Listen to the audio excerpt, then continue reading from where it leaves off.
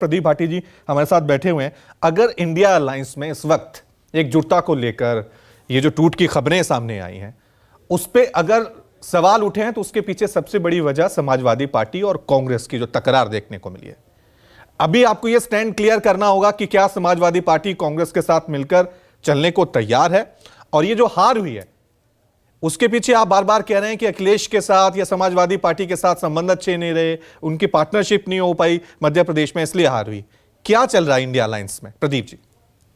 सर्वप्रथम तो मैं श्रद्धेय बाबा साहब अम्बेडकर जी की पुण्यतिथि पर उनको और अपनी समाजवादी पार्टी की तरफ से, उनके हमारे राष्ट्रीय अध्यक्ष की तरफ से भावभीनी श्रद्धांजलि देना चाहता हूँ।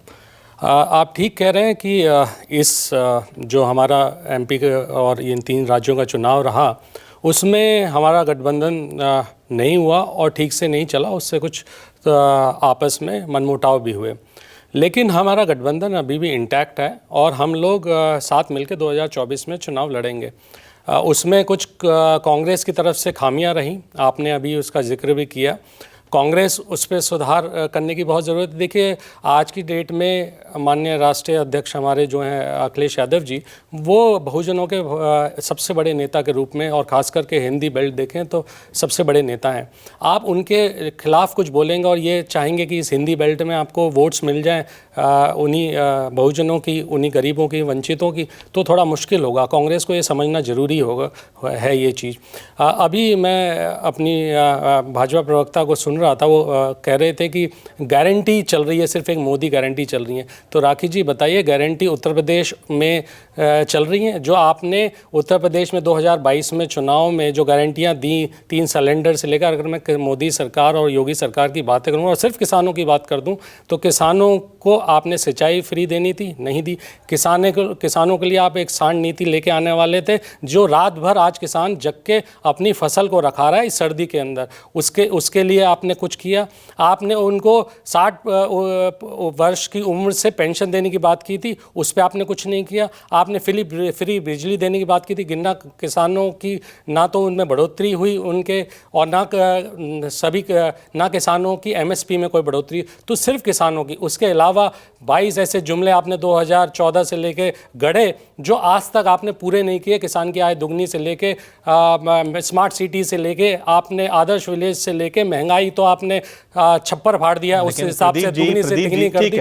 लेकिन ये सब चीजें बहुत जरूरी हैं। आप मुद्दे गिना रहे हैं, मुद्दे गिनाइए भी। कांग्रेस के पास भी मुद्दे थे, लेकिन ये तो साबित कर दिया ना इन चुनावों ने, उत्तर भारत में यूपी हो, मध्य प्रदेश हो, राजस्थान हो, छत्तीसगढ़ हो, आप मुद्दे बहुत गिना रहे हैं, गारंटियां एक के बाद एक दे रहे हैं, लेकिन जीत नहीं पा रहे हैं।